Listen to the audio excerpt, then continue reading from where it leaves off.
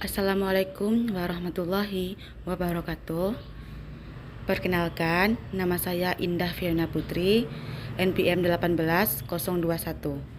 Judul yang saya angkat yaitu analisis pengaruh jumlah penduduk, tingkat pengangguran, dan tingkat partisipasi angkatan kerja terhadap kemiskinan di Sumatera Barat tahun 2020. Dengan dosen pembimbing Ibu Nurul Huda, SE MSI, Fakultas Ekonomi dan Bisnis Universitas Bung Hatta tahun 2021. Baiklah, di sini saya akan menjelaskan latar belakang dari judul tersebut. Salah satu contoh masalah sosial yang disebabkan oleh faktor ekonomi adalah kemiskinan. Kemiskinan merupakan masalah sosial serius yang dihadapi oleh pemerintah Indonesia. Meskipun telah berjuang puluhan tahun untuk membebaskan diri dari kemiskinan, kenyataan memperlihatkan bahwa sampai saat ini Indonesia belum bisa melepaskan diri dari belenggu masalah kemiskinan. Menurut para ahli ekonomi, dalam Arsyad 2010, kemiskinan di Indonesia bersifat multidimensial. Meskipun yang bersifat multidimensial dapat dilihat dari berbagai jumlah penduduk miskin antar provinsi di Indonesia berbeda, yang menjawab sorotan adalah jumlah penduduk miskin provinsi di Pulau Jawa yang cukup tinggi dibandingkan dengan provinsi lain di luar Pulau Jawa. Padahal setiap provinsi memiliki akses dan fasilitas untuk memenuhi kebutuhan hidup. Selain itu, Provinsi Sumatera Barat merupakan salah satu wilayah perkembangan perekonomian pesat. Namun, di tengah pesatnya perkembangan perekonomian yang terjadi, jumlah penduduk miskin masih sangat tinggi. Selanjutnya yaitu rumusan masalah. Rumusan masalah yang diangkat di judul ini yaitu yang pertama, apa pengaruh jumlah penduduk terhadap tingkat kemiskinan di Sumatera Barat? Yang kedua, apa pengaruh tingkat pengangguran terhadap tingkat kemiskinan di Sumatera Barat? Yang ketiga, dan apa tingkat partisipasi angkatan kerja terhadap tingkat kemiskinan di Sumatera Barat? Selanjutnya, tujuan penelitian. Yang pertama, mengetahui pengaruh jumlah penduduk terhadap tingkat kemiskinan di Sumatera Barat. Yang kedua, mengetahui pengaruh tingkat pengangguran terhadap tingkat kemiskinan di Sumatera Barat.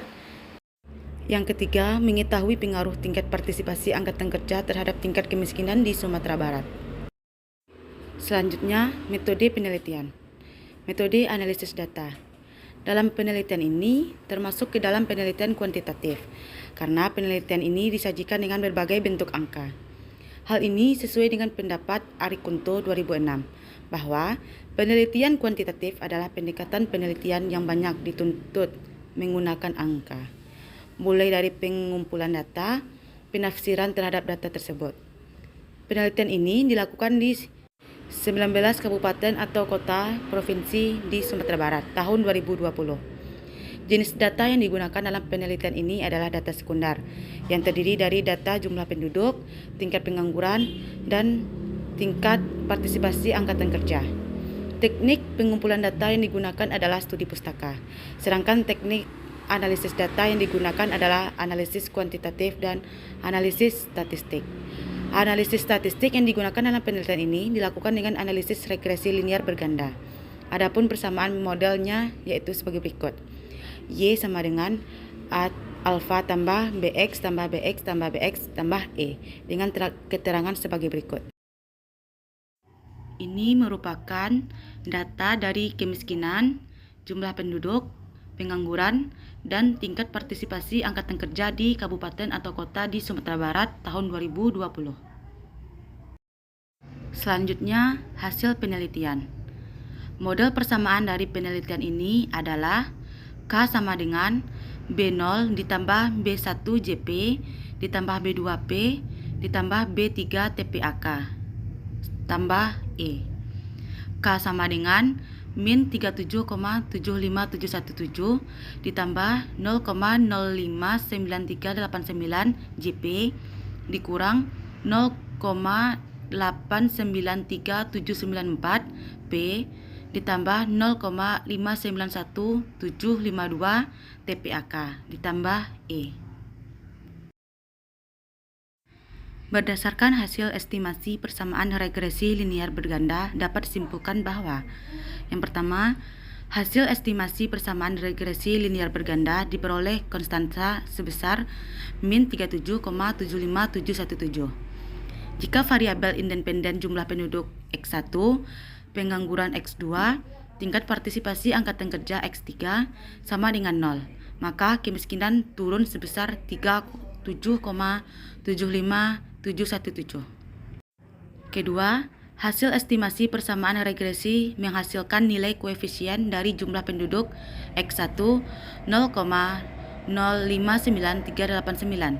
Artinya, jika jumlah penduduk naik sebesar 10%, maka kemiskinan naik sebesar 0,005% dengan jumlah penduduk dan tingkat partisipasi angkatan kerja konstan.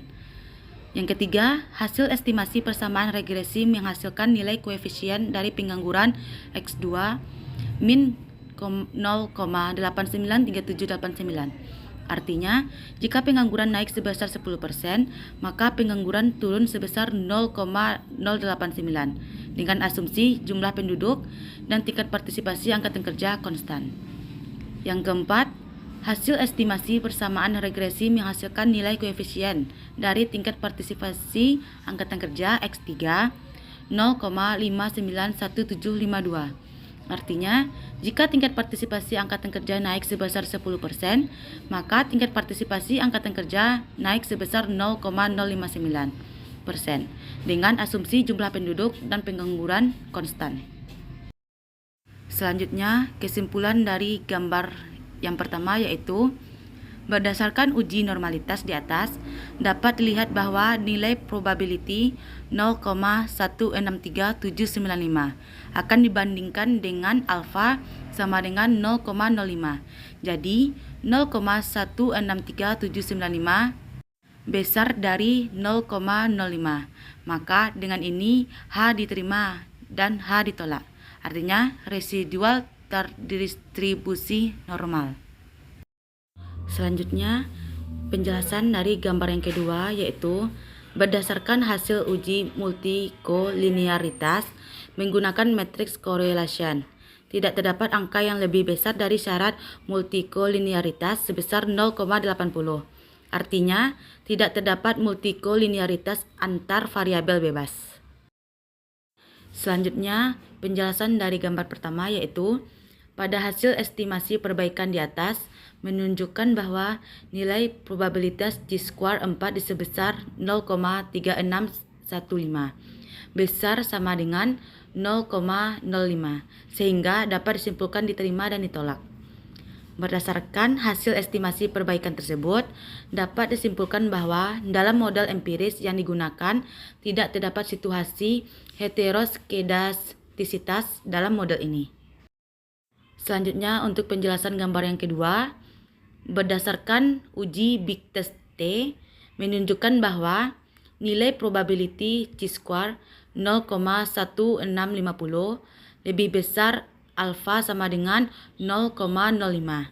Maka hipotesis yang menyatakan bahwa tidak ada autokorelasi dalam model diterima. Dapat disimpulkan bahwa model tidak terjadi masalah autokorelasi. Sekian presentasi dari saya ucapkan terima kasih. Assalamualaikum warahmatullahi wabarakatuh.